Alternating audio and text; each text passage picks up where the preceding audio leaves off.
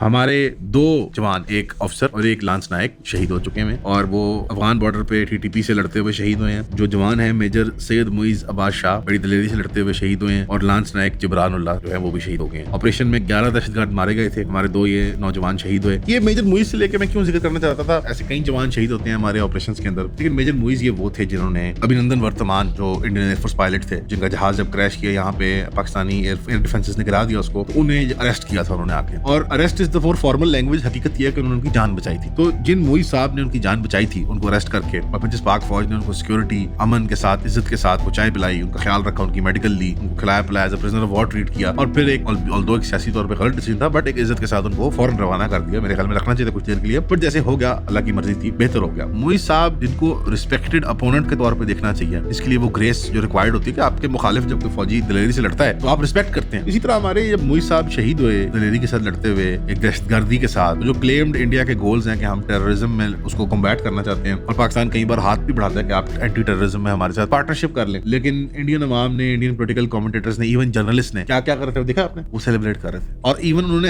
ऐसे फ्रेमवर्क बनाने की कोशिश की अननोन शूटर्स ने, जैसे कि इंडिया ने किसी इंटेलिजेंस ऑपरेशन के जरिए इनको शहीद करवा दिया। यार वो हस्बे मामूल जो हमारी झड़पें चलती हैं बॉर्डर के ऊपर, टीटीपी और मुख्तलिफ दाइश और इस तरह की जो ऑर्गेनाइजेशंस हैं, उनमें वो एक रूटीन के ऑपरेशन में वो शहीद हो गए। तो पहले उन्होंने इसे इंडिया की इंटेलिजेंस विक्ट्री के तौर पे पेंट करने की कोशिश किया, और फिर बाकी लोगों ने उनकी फोटो लगा के सेलिब्रेट किया एट द मिनिमम। ज़हनी जो हालत है हिंदुस्तान के लोगों की जो बन चुकी हुई है हिंदुत्व आइडियोलॉजी के जरिए, इसको देख के इबरत हासिल करनी चाहिए हमें कि इस तरह की फॉल्स आइडियोलॉजीज को, फॉल्स रिलीजियस आइडियोलॉजीज को मानना किस फैनेटिसिज्म को लीड करता है। और आप जो एक फैंटेसी में रहना चाहते हैं कि हिंदुस्तान जैसे आपका कोई दोस्त है, उनके लोगों के अंदर ये अब नफरत सरायत कर गई, इसको निकलने में बहुत टाइम लगेगा। और इसको निकालने का सबसे आसान, इस भूत को उतारने का सबसे आसान तरीका होता है पिटाई। पिटाई है कि जब तक आप उनकी शदीद पिटाई नहीं करेंगे, जैसा मेरे ख्याल में बुनियाद महसूस में जवाबी पिटाई ना काफी थी, मेरी जाती राय, I could be wrong, but जब तक आप एक शदीद पिटाई नहीं करेंगे हिंदुस्तान के लोगों की, अवाम को नहीं समझ आएगी, उनकी मिलिट्री की तो अवाम को नहीं समझ आएगी। बाकी हम दुआ करते हैं कि जो मेमोरी है, जो लेगेसी है मुइज़ अब्बास शाह साहब की, उसको ऑनर किया जाएगा पाकिस्तान में। अल्लाह बरकत डालेगा हमारे इस काम में, दहशतगर्दी के खिलाफ में उनकी जान की कुर्बानी नजराने को अल्लाह कबूल फरमाएगा। लांस नायक जो साथ उनके थे उनकी भी